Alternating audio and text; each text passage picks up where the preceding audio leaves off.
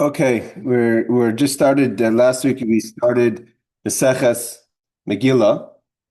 So the beginning of the Masechta, we kind of have a lot of mefarshim to kind of set the setting of the laws of Megillah, which is talking about the laws of Purim, obviously. Let's bring up the text. We're learning it from the Steinsaltz Even Yisrael publication. Let's just bring it up here. And we just started the Gemara last week, where the Gemara was asking. Hold on. Let's see if it's showing here.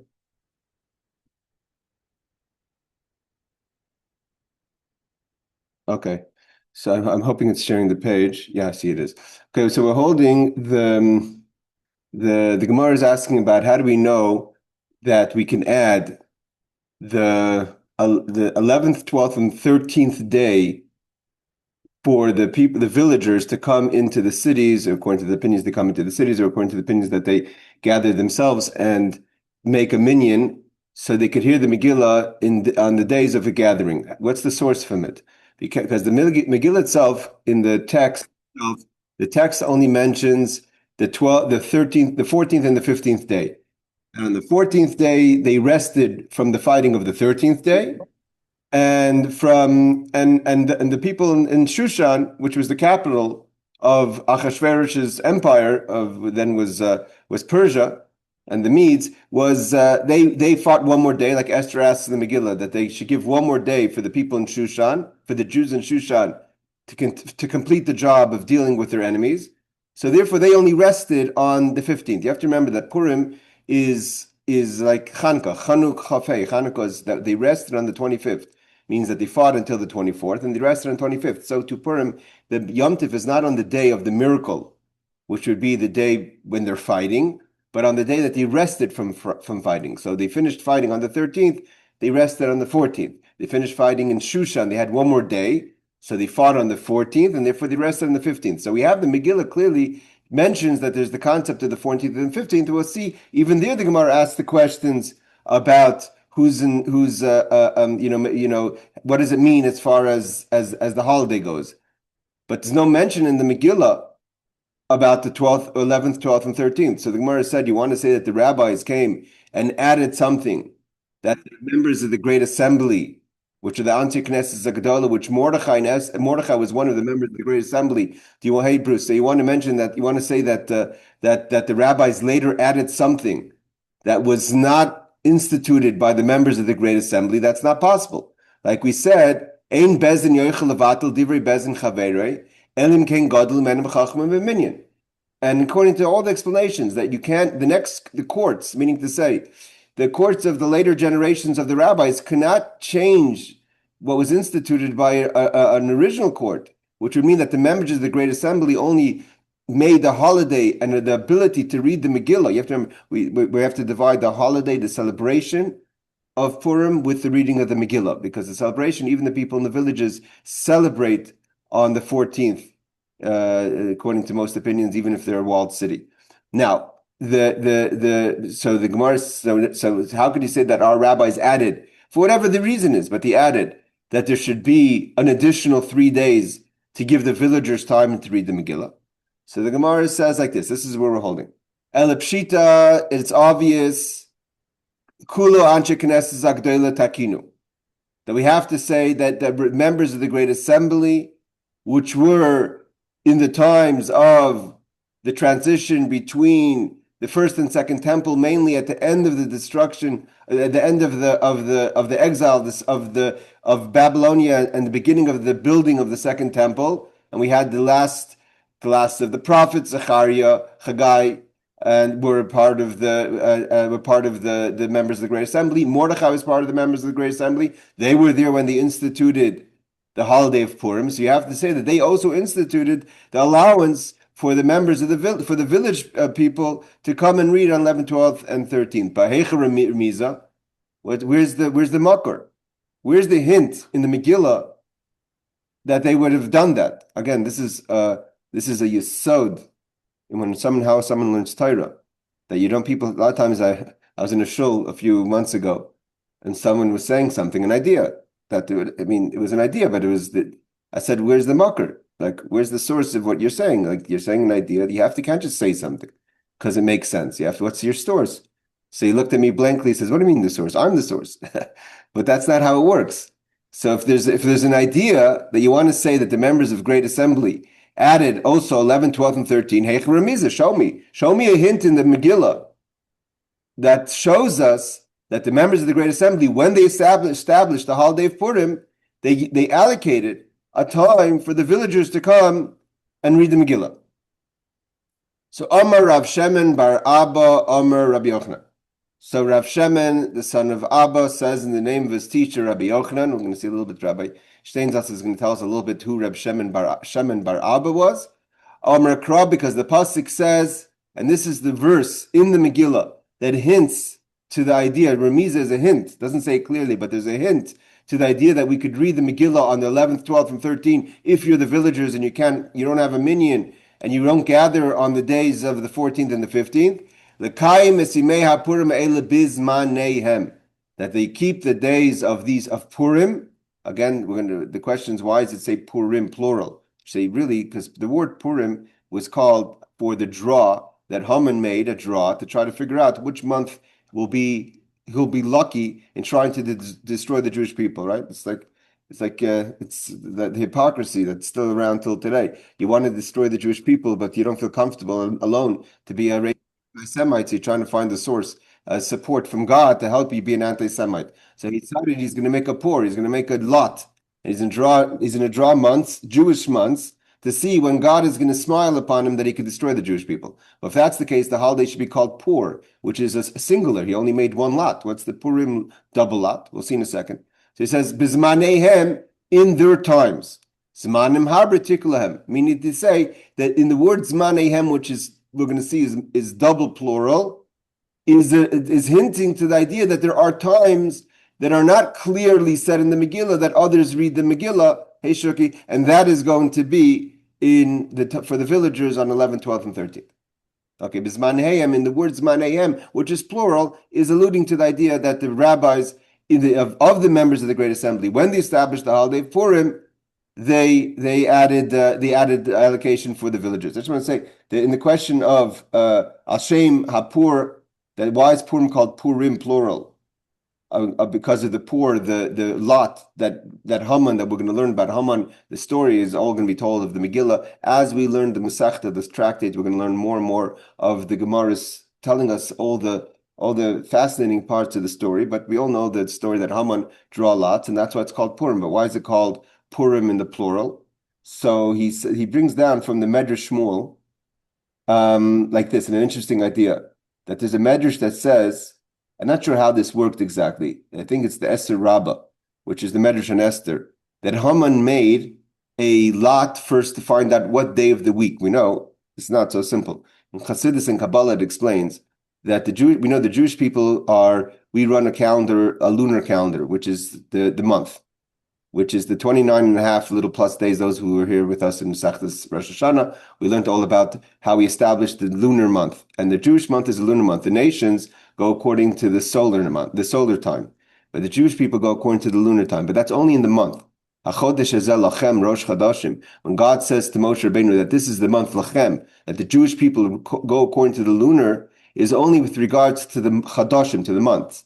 But the days of the week are solar.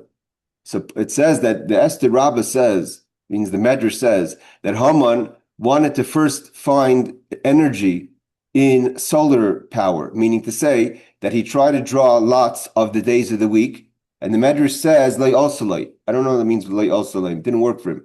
I'm not sure if he couldn't actually take the lots or whatever it was. It didn't work. It didn't happen. He couldn't draw a lot for the days of the week. So then he says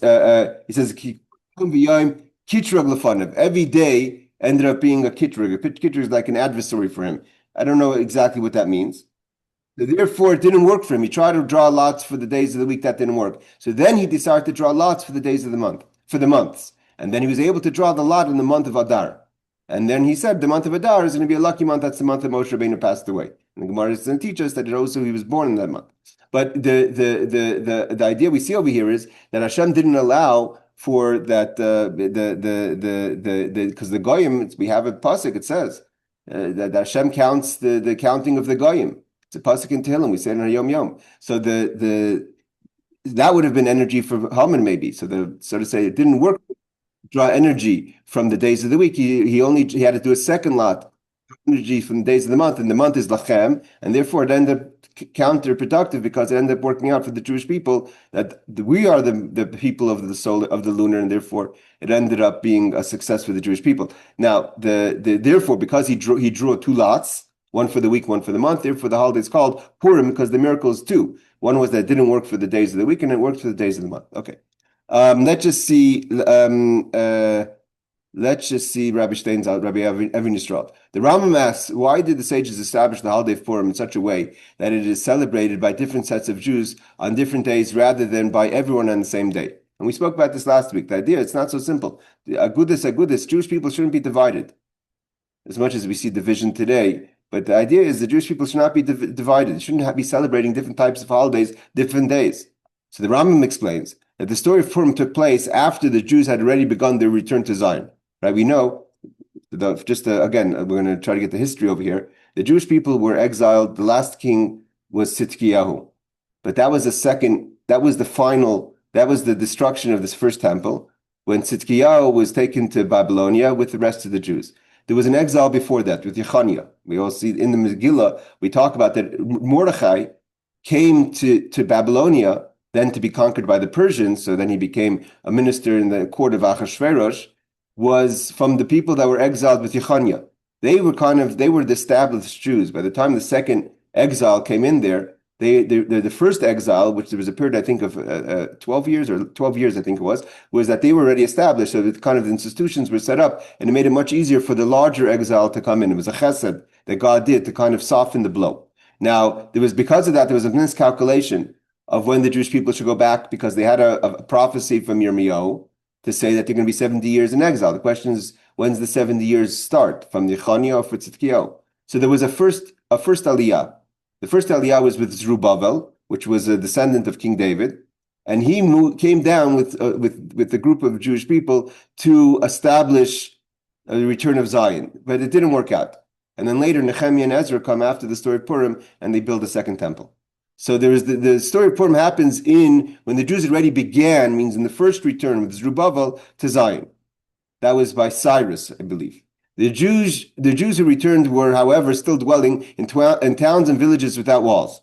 So they were and we know that Nehemiah had to come down literally with soldiers from the Persian army to take control, because the Shamronim, the nations that moved into Eretz Yisrael during the destruction, were very anti-Semitic and very anti-Jewish, and they didn't get along with the Jews, and they were very vulnerable. So in Achashverosh decree that allows for all the people to kill the Jews, it was very dangerous for the Jews who lived in Eretz Yisrael at the time, he says, because they lived in open cities that didn't have any protection. They and other livings in similar conditions were in the greatest danger due to Haman's decree. So the ones that were vulnerable, the ones that didn't have walls, didn't have protection, for them it was mamish sakanas nefashis. It was so dangerous for them because they were going to be wiped out. They had no security, they had no army, they had no protection, and the government was against them. Right? There was no government to turn to. The decree of the ruling government was to kill the Jews. When these communities were saved from their enemies, they took the initiative to establish the holiday for themselves on the 14th of Adar. So because they were saved and the risk was so great for them, and on the 13th they were able to fight their enemies, so they rested on the 14th, they didn't wait for Mordechai and Esther to establish a holiday. They immediately started to celebrate. It was a Yom Tov, right? They were saved. The day they were able to rest securely. When the sages formally established Purim as a national holiday, it became a rabbinic established holiday. They affirmed its celebration on the 14th for those communities who began the celebration to celebrate it then, and added a day of celebration on the 15th for those in the walled cities in commemoration of the day when the Jews of Shushan, again, Shushan was the capital. Now, I'm going a second, again, because we're going to be learning about all these things in Megillah, we might as well get a few things out of the way now. Had rested from the battling their enemies. Just a quick picture. Hopefully I could bring it up without too much. Okay. This is the Persian Gulf. So this is today what would be Susa Shushan. So Shushan was over here. That was called, I believe, the Winter Palace. It's interesting. They say that Achashverosh was, I think today 700 kilometers is a lot to travel today. Eretz Yisrael, the whole Eretz Yisrael is, I'm not even sure if it's 200 kilometers, I think 300 kilometers from north to south. From Eilat to Metula, I'm not sure if it's even 300 kilometers. So 700 kilometers is a lot of space. In today, and even more so in ancient times, they didn't have airplanes or cars. But this was Achashverosh. Shushan evidently was not the capital. It was like you have in Russia had Leningrad and Moscow, and so there's different places. So the winter palace was in Shushan. And so this is where, over here, Susa, Elam was once a kingdom. The Medes and the Persians came in. So this is the area where Shushan happened. This is where the miracle happened. That was a walled city. And because it was a walled city, they fought one more day. Esther got them to fight one more day. And Mordechai lived in Shushan. Esther was there. But it seems like most of the story happened while Achashverosh was in his winter palace. Okay. Let's go a little further. Over here, Reb Shimon bar Abba. Who's Reb Shimon bar Abba that we mentioned that he says that there's the proof that we have the 11th and 12th is from the word bismaneihem, plurally, meaning that there's extra days that it's alluding to that they could serve, that they could hear the Megillah. So here, just the Reb Steinsaltz, in his fantastic way, is going to tell us about a little bit of Reb Shimon bar Abba. Reb Shimon bar Abba HaKohen. Shimon is a version of the name Shimon. A second generation of modern Eretz Yisrael means he was the time of the Talmud of Eretz Yisrael. Reb Shimon bar Abba originally came from Babylonia, where he studied with Shmuel. Shmuel was the head of the yeshiva. The two great yeshivas in Bavel, they were the students of Rebbe. So the Rebbe was the one who established the Mishnayos. That ended the generation of the Mishnah. The Talmudic generation started with Shmuel and Rav. That they went to Babylonia, and Rabbi Yochanan stayed in Eretz Yisrael. So this Rav Shimon was a student of Shmuel, so he was a second generation of the Talmudic rabbis. But he appears to have arrived in Eretz Yisrael at a relatively young age. So though he was a student of Shmuel, he elevated to Eretz Yisrael back. And there was among the students of Rabbi Chanina, his principal teacher, however, was Rabbi Yochanan, to whom he attended with great affection. Much has been said about and praised of his great righteousness and also of his extensive wisdom. The sages applied the verse, "There is no bread to the wise, lo l'chacham lechem," to Rav Shimon, meaning to say not only due to his poverty, means lo l'chacham lechem means not always the smartest people have bread. It means just because you're smart, it's not a guarantee that you're going to have what to provide yourself with. Doesn't mean you're going to make a living. And we see that all the time. So not only because he was very poor that they said lo l'chachamim lechem, but also due to the fact that although he was certainly one of the leading authorities of his generation, Rabbi Yochanan did not succeed in ordinating him. He didn't get smicha, so he was called Rav Shimon. It is mentioned that Rav Shimon bar Abba married the daughters of his first teacher Shmuel, daughters plural. Why? After they had been taken captive, in some way they had been taken captive and were subsequently redeemed in Eretz Yisrael. He met, and I guess his wife died. So he married the second one after the first one had passed away.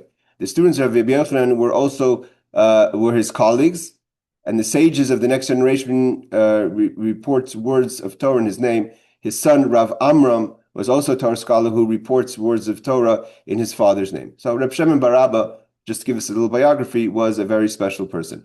Okay, the Gemara answers.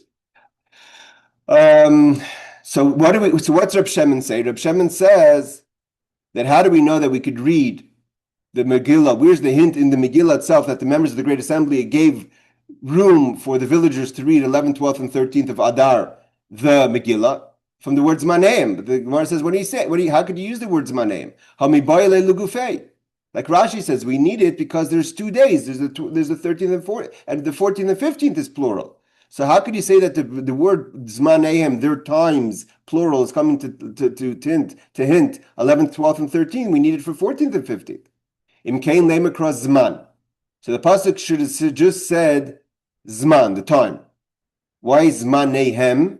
Ma Zmanehem. Zmanim Tuva means many, many times.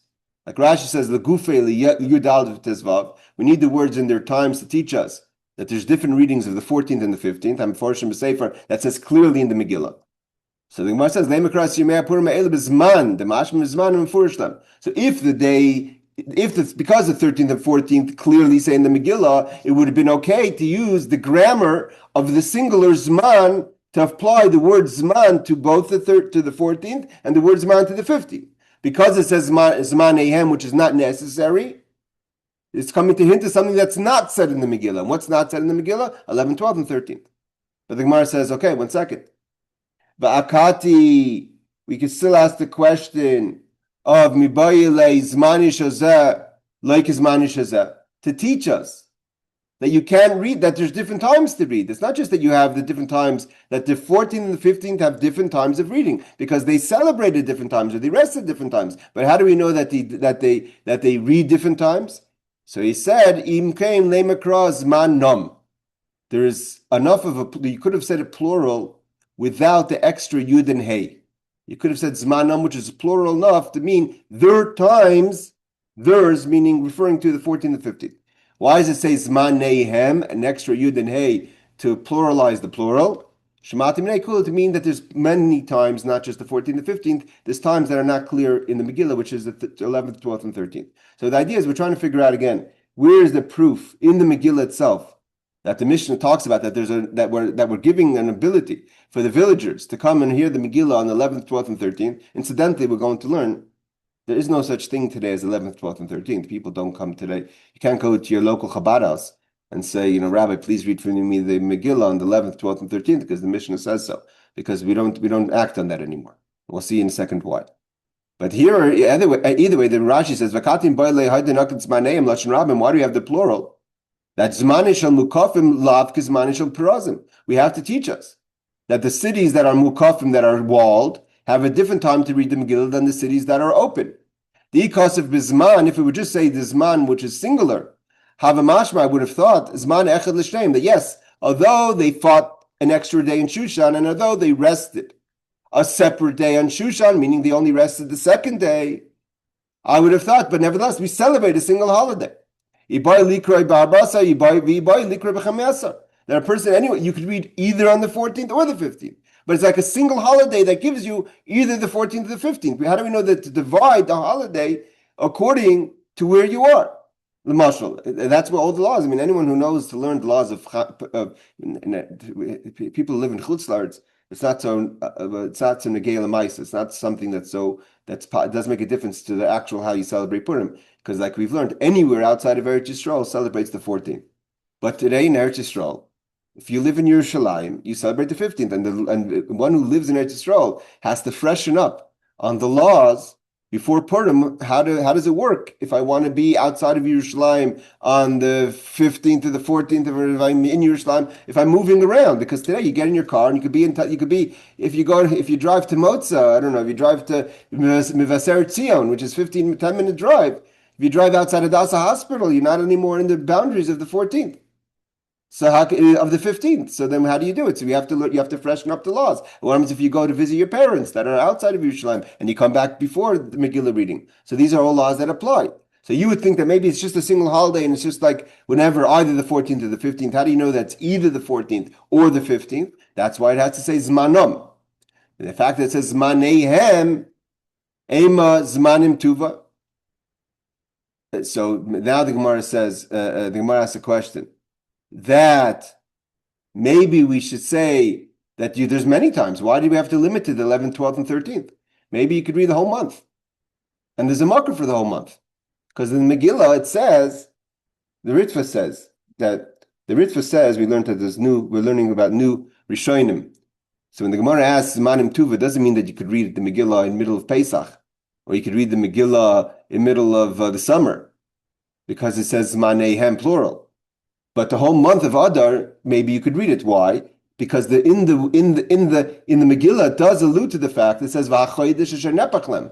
The whole month became a month that transferred for them. It means it was going to be a month of destruction, right? He made at the end of the day, he didn't pick out a day of the week. He only picked out a day of the month.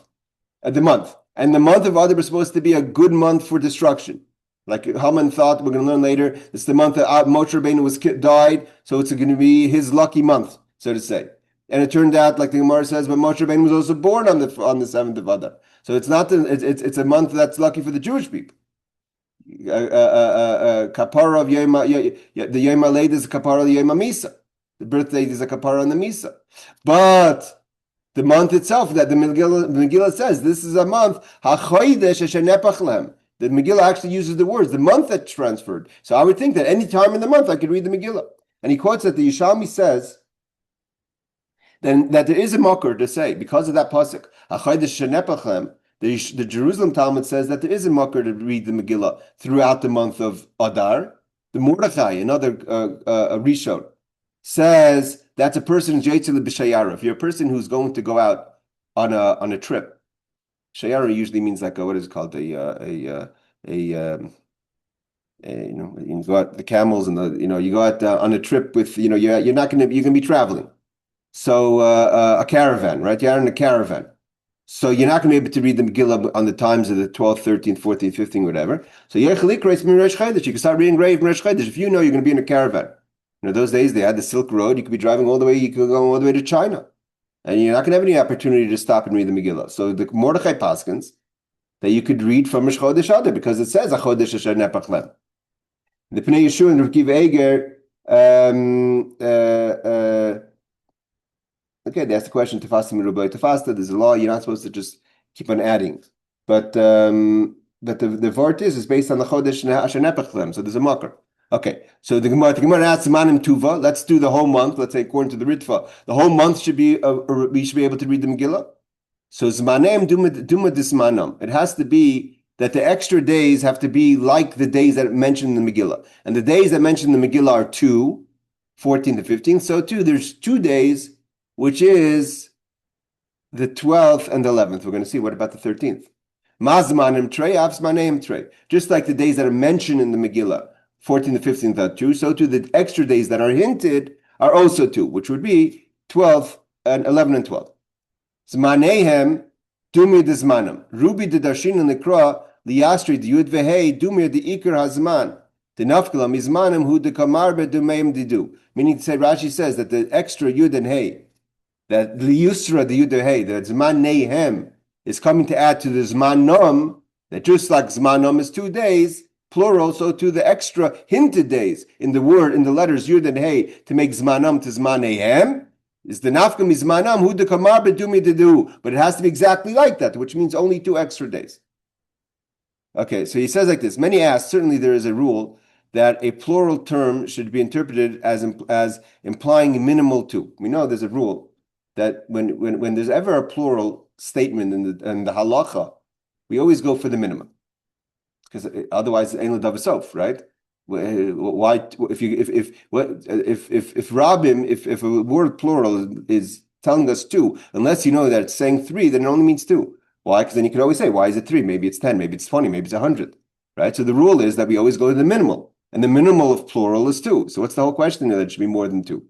What then is the basis for the Gemara's question that the plural should indicate more than 2 additional days for reading the Megillah? Some answer that since the Megillah states the month that was turned for them, again he quotes what the Ritva brings down, a Chodesh Asher Nepach Lahem, the whole month. So there is a source to add the plural to the month, from sorrow to gladness, and from mourning into a good day, that they should make them days of feasting and gladness, and of sending portions to one another. This is all quoting the Megillah. So therefore, and gifts to the poor, Megillah 9:22. One might have thought that the Megillah may be read from the beginning of the month. So says the Rashba. Okay, clearly says he quotes the Ritva. In fact, according to the Jerusalem Talmud, again, this is everything I said before, this verse indicates that one may, in fact, read the Megillah starting from the beginning of the month of Adar. Okay, the Mordechai explains that's only in the case where a person goes, a shayara, a person who's going on a caravan and can't travel, can't read the Megillah otherwise. Okay. Ema Tresar or Tlesar. So 1 second. If you're saying 2 days, so 2 days means 12th and 13th. Where's the 11th day coming? We made a cheshbon that if Purim falls out, on Sunday, the 14th is Sunday, so the people from the villages can't come on Sunday, can't come on Shabbos, which is the 13th, can't come on Friday, which is the 12th, so they could only come on Thursday, which is the 11th. So then you could have the 11th being a day of gathering, because the days of gathering are Monday or Thursday. But if you only have plural, so let's say the plural is adding 12 and 13. Where's the 11th day coming? Like Rav Shmuel Bar Yitzchak is about to teach us that Shleishas is man kihila kolhi. We don't have to add the 13th. 13th by definition is a day of gathering. You don't need the pasuk. Why isn't that day of gathering? This is the makor of the idea of fast, the fast of Esther. Okay, we don't need it. We don't need to add because the 13th anyway is the day of gathering. We'll see what Rashi says in a second. Why is it a day of gathering? So Rashi teaches us. So Rashi learns that why is it obvious? Okay, the problem over here is that we're kind of mixing ideas. We have the days of fighting and the days of resting. The city of Shushan fought 2 days. They used the 13th and the 14th to destroy their enemies. Therefore, they rested on the 15th. The rest of the cities outside of Shushan, this was something the Megillah tells us. Anyone opens the Megillah, we find that Esther goes into the king, chapter 8, I believe it is, and asks for permission for the people of Shushan to have one more day to get rid of their enemies. Right? There's a lot of them. There's, in Washington, D.C., it's hard to get them all in one day. So therefore, we need one more day. So if we have one more day, so then they rested on the 15th. But everyone fought on the 13th. So Rashi is saying, Rashi is talking about the day of the fighting.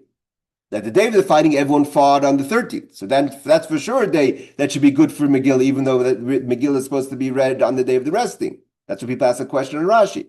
As it says in the Megillah. And so when was the miracle? The miracle was on the 13th for sure. The miracle was added in Shushan on the 14th, and therefore they rested on the 15th, and they read the Megillah on the 15th. But the problem is Rashi's kind of mixing two things here. He's mixing the miracle of the day of the fighting with the day of the resting, but the Megillah was meant to be read on the day of the resting. So what's the fact that they all fought on the 13th have to do with the fact that he rested on the 14th or the 15th? That's what those who ask on Rashi questions. Okay, let's before we do that, let's just see what Rabbi Steinsaltz says over here. Rashi explains that the 13th of Adar was the day of which the Jews assembled to fight their enemies. Rav Hai Gaon was from the last of the Gaonim, of the Gaonic period. He lived before Rashi. As Rabbi Steins, anyone who wants to listen to a side note of a fascinating 1-hour lecture from Rabbi Steinsaltz of Yisrael on Rav Hai Gaon's life and how the greatness of Rav Hai Gaon, he calls him the last real leader of the Jewish people. Meaning to say he was the leader of all the Jewish people. He was an accepted leader in the diaspora, in Eretz Yisrael, in Bavel, where he was to be the leader of all the Jewish people. So he writes in his book, The Shiltas, understands that the term a time of assembly alludes to the fast of Esther. So Rav Hai Gaon comes to say like this, that what's Zman Kehila? Rashi says Zman Kehila means that they were fighting on the 13th. So therefore the Megillah doesn't have to tell us that the 13th should be a day that you could read the Megillah because everyone was fighting on the 13th. But Reb Hai Gaon says no. It's not talking about the fighting. It's talking about the fast of Esther. Although the actual fast of Esther happened at another time, but we remember the fast of Esther on the 13th. So anyway, the people from the village will be gathering then because for a fast day they come in for Kriya and they come in for other things. So then they could read the Megillah. So the 13th, because it's the day of the fast of Esther, we don't need a verse. Zman name doesn't have to teach us that because that's the day that they gather. So therefore, what do we need? We need an extra day, which is the 11th and 12th, and that's added in the word Zman name. So that's how Reb Hai Gaon learns it. On which all gather in order to fast. If this is the Gemara's intention, this is the earliest reference to the fast. So we don't. There's no makor. Remember, we talked about you have to have a makor. What's the source? There's no makor to the fast of Esther. The first published place to show us that there's a concept of the fast of Esther is Rav Hai Gaon. Well, again, he was before the Rishonim. He was the period of the Gaonim between the Talmud closing of the final closing of the Babylonian Talmud until really the era of Rashi, maybe the Rif. So the Rav Hai Gaon but he was from the last of the Gaonim. So this is the first of the earliest reference of the fast, which is not explicitly mentioned in the Talmud. No one in the Talmud does talk about the fast of Esther. But if the word Zman Kehila Lakol means the fast of Esther, according to Rav Hai Gaon, means that the Gemara actually does mention the fast of Esther. See Rabbeinu Tam, again citing the Rosh, cited in the Rosh. The Rosh is after the Rabbeinu Tam. I just want to bring out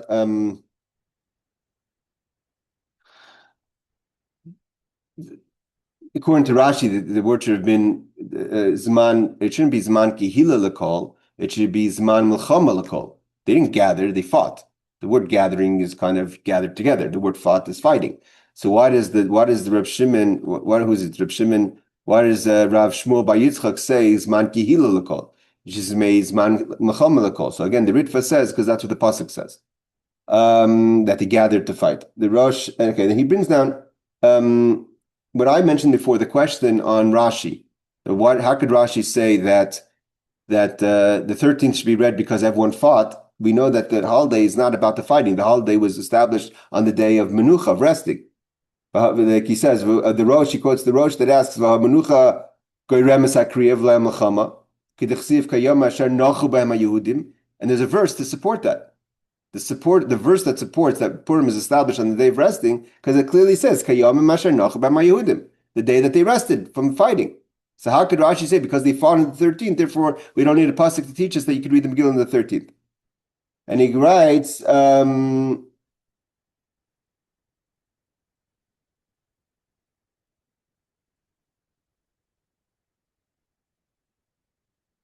there's all kind of answers about this. He quotes down the Rabbeinu Tam that says that, again, I just want to bring the Rabbeinu Tam. He quotes what the Rav Haigon says, that the kivan the Mimel and the Kolm B'Yadgiv B'nei Akfarm Layoros L'Tanis Esther, because the villagers come on Tanis Esther for the fast. So Rabbeinu Tam says that they say slichos, like we say in a fast, prayers of repentance, and the way was in Achashverosh that they davened, and they asked. So therefore, the pasuk doesn't have to teach us. And Rabbeinu Tam says, Rabbeinu Tam says, if you want to know where's the source of the fast of Esther, it's from the Gemara, according to Reb Haigon, that Zman Kehila means because of the fast of Esther. So from here we see clearly that the Gemara alludes that there was a time that the people would gather, everyone would gather for fasting. And he quotes the Rosh again, the Ran writes that there's another pasuk that says that Kasher Kaimu Navshim Divrei Atzoimos. So just like they fasted then, just like we holiday today, so do we fast today like they fasted then. Okay, this is a long, beautiful explanation where it goes into the whole idea of the fasting, but we're going to move on. So I just want to say one more thing. The Kolboy answers that why do we do the fast?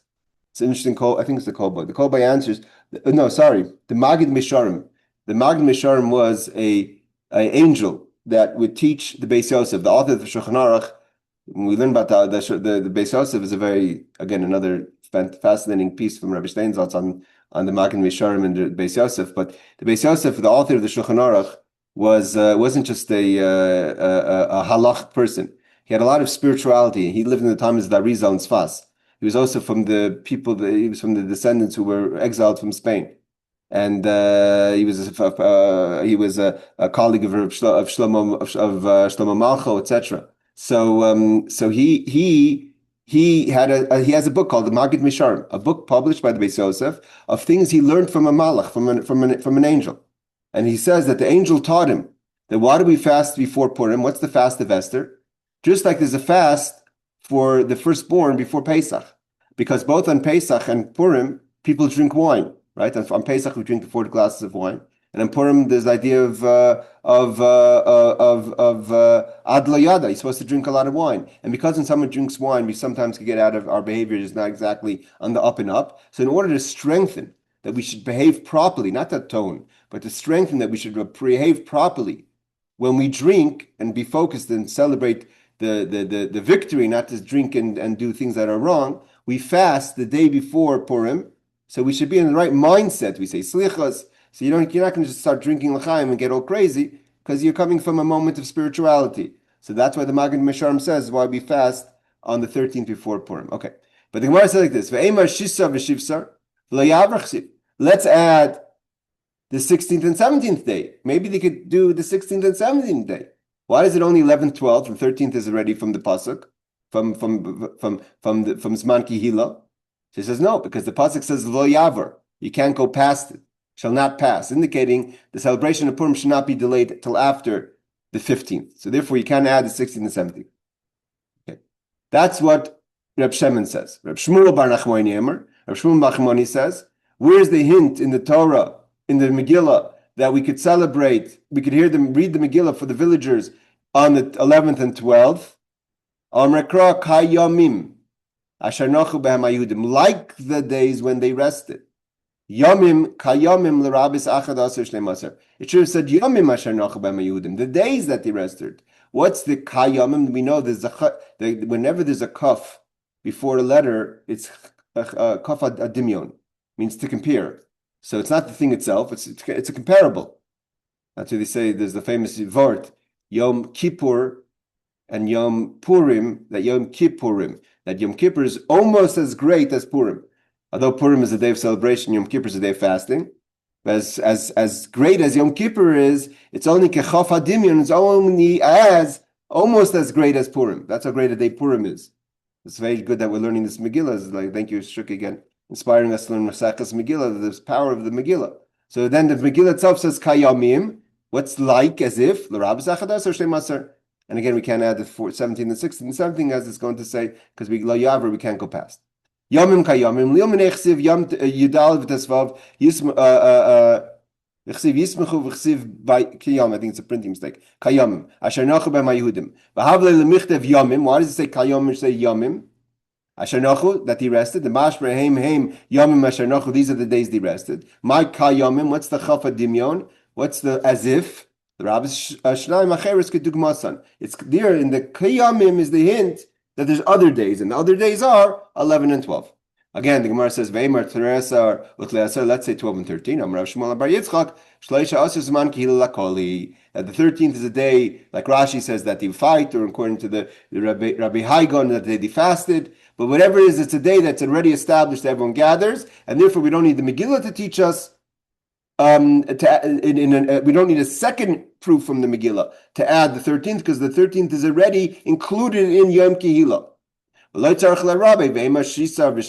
say 16 and 17. If the pasuk says you shouldn't pass, therefore we can't go anything past the 15th, but we could bring it early. 11, 12, 13th is the Yom Kihila, 14th is for the people of the open cities, and the 15th is for the people of the walled city. So again, like we said, there's 5 times the Megillah is read, 11, 12, 13, 14, 15, and that's hinted in the 5 times it says Purim in the Megillah. So Rashi says, Man ki lacholi, akol nikolu li nakim evayim. Again, Rashi doubles down, although everyone says that's not the day that they rested. Everyone gathered on the 13th to lihinakim, to vengeance, to act with vengeance against their enemies. Bein b'Shushan, whether in the city of Shushan, like we saw on the map before, over there by next to the Persian Gulf, Bein b'Shar Mekaymis, or in the other cities, the open cities, all the cities, in any place outside of Shushan. As it says in the Megillah,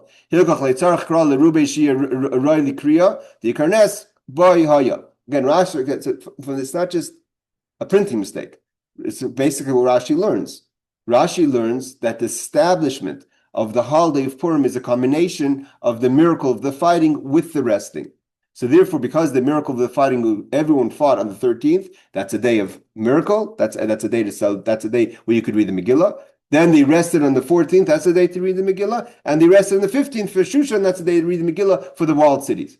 Which means to say is that Rashi says that the pasuk that says Yomim kayomim asher nachu b'mayudim, like the days that he rested, is an addition to the day of the fighting. Because all the commentaries asking Rashi, what's his makro? How is he learning that it's a fighting? I mean, the fighting has nothing to do with the holiday. Again, the same question comes up in the holidays that we're going to be celebrating in the next few weeks, which is Chanukah, that they rested on the fighting of on the 25th, but they fought up to the 24th of the month of Kislev. So like this, Reb Shmuel bar Nachmani my taima loy omar min beveznehem. So the question is, what is this argument? We have Reb Shmuel bar Yitzchak who says that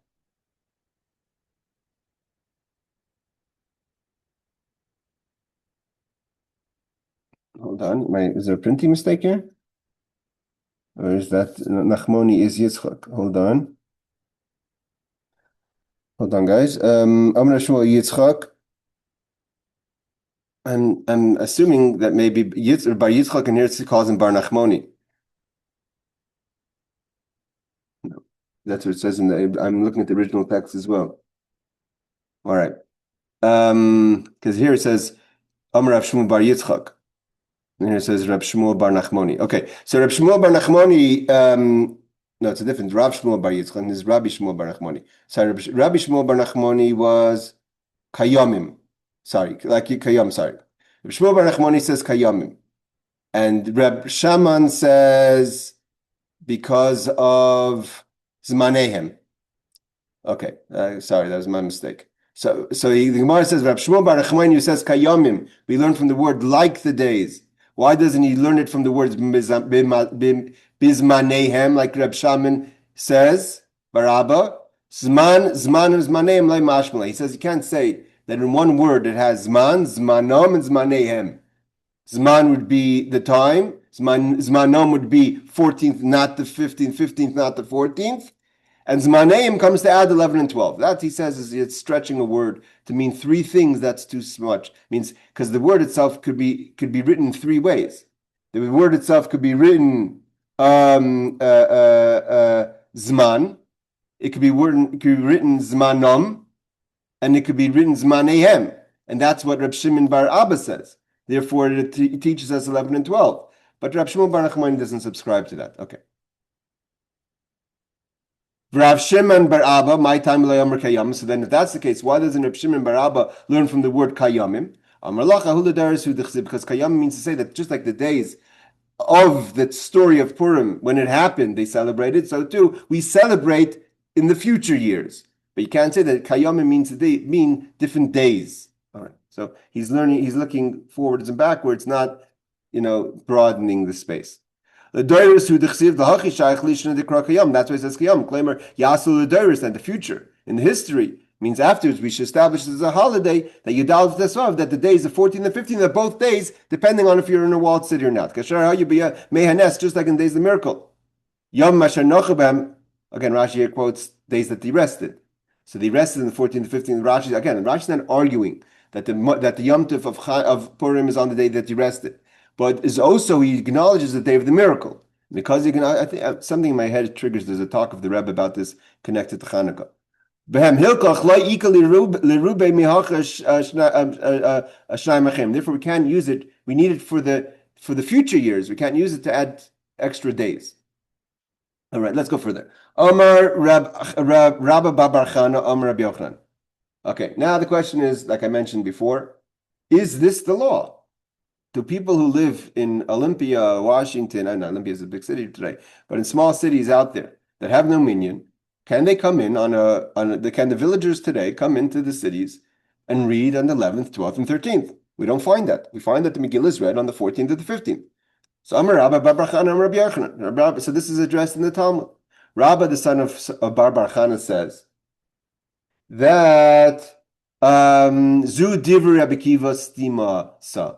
This is Rabbi Kiva as a silent Mishnah, meaning to say the Darish Zman, Zmanim, Zmanehem. Okay, he takes on Reb Shimon, that because it's Rabbi Yochanan. Reb Shimon said the name Rabbi Yochanan.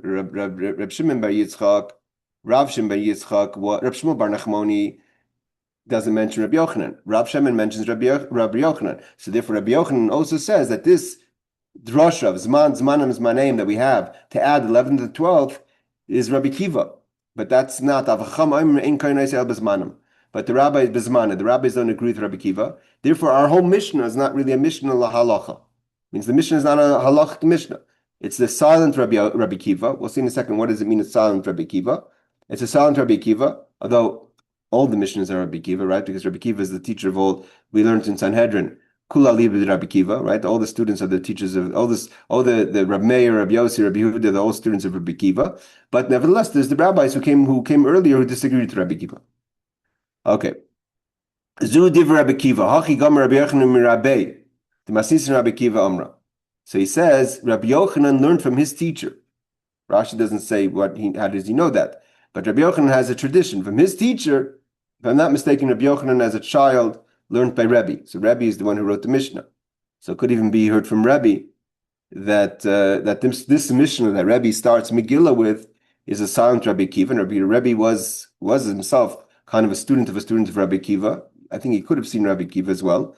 But he definitely was he saw Rabbi Shimon Bar Yochai, which was the student of Rabbi Kiva. So Ziyu Divrei Rabbi Kiva, Hachi Gimir Rabbi Yochanan Mirabei. Rabbi Yochanan learned from his teacher, the Masechta Rabbi Kiva Amra, that Rabbi Kiva, our Mishnah is according to Rabbi Kiva, is a silent Mishnah of Rabbi Akiva, but the rabbis disagree. And therefore, because the rabbis disagree, therefore that's not the halacha today. There isn't such thing as reading 11, 12, and 13.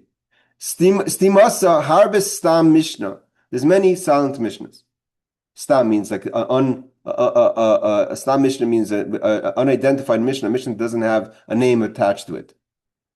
Stam stima harba sasim stam mishnah sasim Rebbe shehein div Rabbi Akiva. That there's many silent mishnahs that Rebbe, meaning the author of the Mishnayos, just mentioned factually without mentioning that this is the particular or singular opinion of Rabbi Akiva. V'yeshim farsh, and that's one people say. But other people say, Stimasei kol hastumim talmidav hayu. That all, like I said, it's not Rabbi Akiva himself, but all the silent mishnahs are all the silent in the Torah is Rabbi Akiva, like the Sanhedrin Peivav, like we learned a few months ago. In Sanhedrin, Stam Mishnah Rameir, that a silent mishnah, unidentified mishnah is the opinion of Rameir. Stam Tosefta, Reb Nechemia. The Tosefta, which doesn't have a name attributed to it, would be Reb Nechemia. Stam Sifra is Rabbi Yehuda. Stimai Alibid Rabbi Akiva. And they're all according to Rabbi Akiva because Rabbi Akiva is the teacher of Rameir and Reb Nechem and Rabbi Yehuda. Achasha Beinai, Rashi doesn't agree with that. The Farshkin, Shemasin Makam is B'Shem Rabbi Lezer Rabbi Yosi, Stimasei, Rabbi Nachem Bar Rabbi Yosi, Stimasei. The Kamam Perek B'nei HaGoyli says there's other silent missions that are not according to Rabbi Akiva. So you can't say that all silent missions are Rabbi Akiva because they're the students of Rabbi Akiva, because not all the people that are in the silent Mishnah are the students of Rabbi Akiva. Either way, Rashi's opinion is that Rabbi Yochanan had a Masorah, a tradition, maybe he heard from Rabbi himself, that the Stam Mishnah, this Mishnah is Rabbi Akiva. Okay, Rashi explains that many unattributed Mishnayos reflect the opinion of Rabbi Akiva. Alternatively, most unattributed statements in the Tanaim were formulated by his students, as explained in Tractate Sanhedrin, which we learned 86a. Some suggest that this is that this term simply means that Rabbi Akiva's opinion is cited in this particular Mishnah anonymously.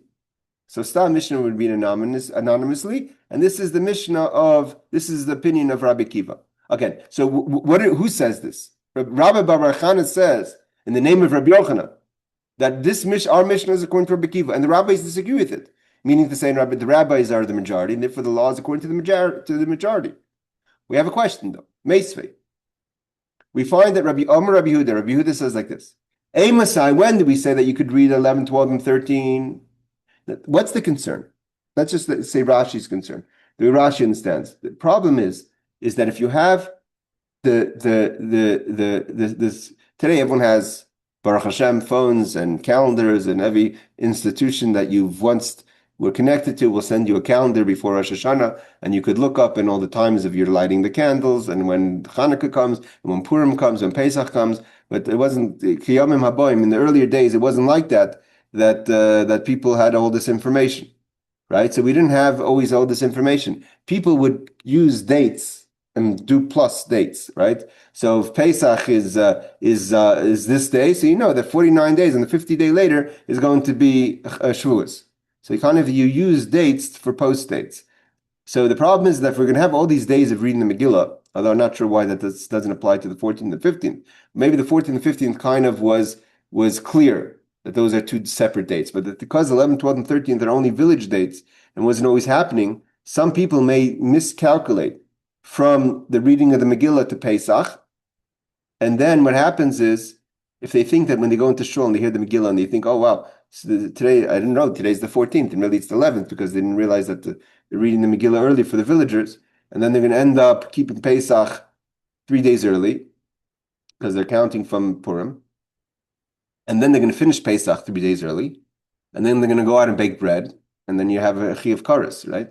Chametz Pesach. So therefore, Rabbi Yehuda says, when did we have this 11, 12, and 13 as days of reading the Megillah? As things were established. And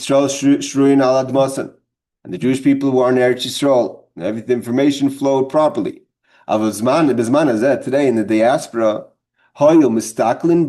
because people look towards Purim to know when Pesach is, that's how Rashi learns. And better just keep things in time. Again, you could say then the same mistake could be 14th and 15th, but 14th and 15th, everyone knows about. That's clear.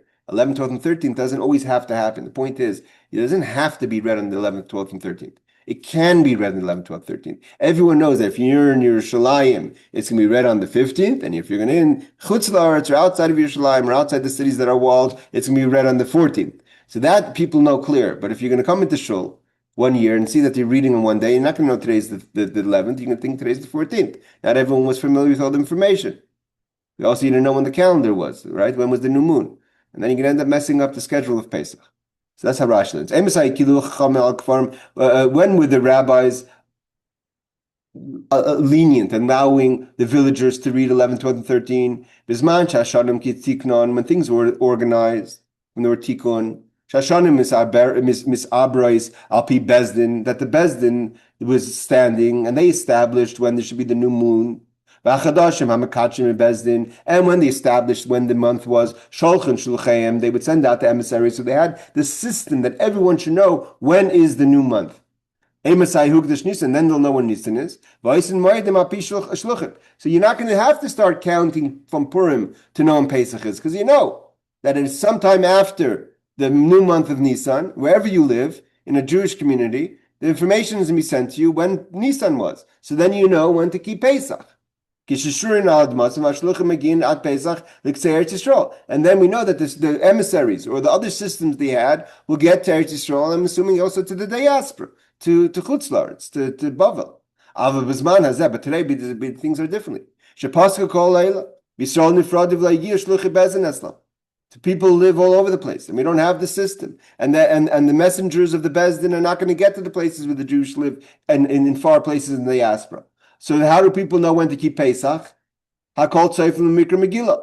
People go because some people only know the count when is Purim. From Purim, they know when Pesach is. They know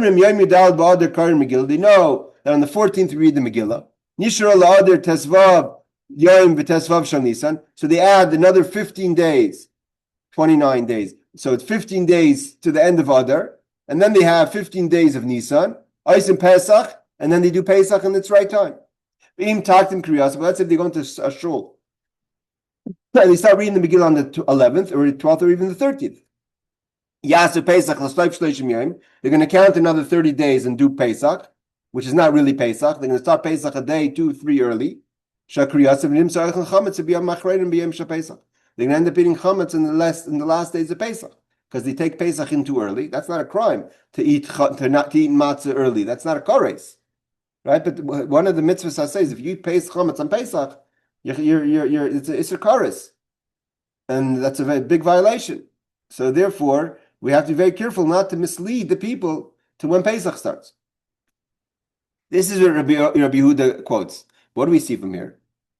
That the rabbis allowed for the villagers to read, and we just said that Rabbi Yochanan says that that's only the opinion of Rabbi Kiva. So let's just go a little further. Rabbi Yehuda aliba deman. Who's Rabbi Yehuda go according to? Ilam aliba Rabbi Kiva. If Rabbi Yehuda is talking about according to Rabbi Kiva, afilu zman hazeh isalai takanta. Rabbi Kiva doesn't say it's only for the times of the temple. Rabbi Kiva says it's even for today. That today we could read 11, 12, 13. What do you mean today? Because he says Rabbi Kiva lived after the destruction of the temple. Although Rabbi Kiva lived before, Rabbi Kiva lived very long. I mean, even the Rabbi Kiva died in the fall of Beitar. The fall of Beitar was only 52 years, if I'm not mistaken, after the destruction of the base of Mikdash. Rabbi Kiva, I believe, lived until 120. He was a son-in-law of Kalva Savur, which was one of the supporters of the uprising against the Romans in the time of the destruction. So maybe he didn't, because he only started to learn Torah at 40. And then he had 24 years, he was in yeshiva. So when he started to make takanas, when he started to establish things, that was later in his life. So therefore, although Rabbi Kiva lived in the times of the temple, but he was active as a Rosh Hashiva, as a leader, only later in his life. So therefore, we have to assume that this takana was a takana, an allowance to read early, was established in the diaspora already after the destruction of the temple.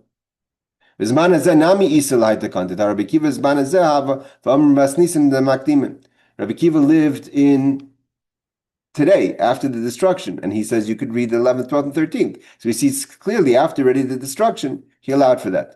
Okay, we're going to stop mid conversation because it's already 9 o'clock in Seattle. But let's just do this last Reb Steinsaltz.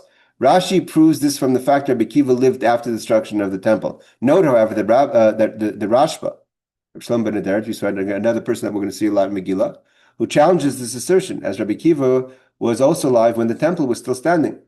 And furthermore, the sages had much to say about halachas that were no longer practiced in their day. So two things. One thing is that maybe Rabbi Akiva is talking about something that wasn't practical for his times.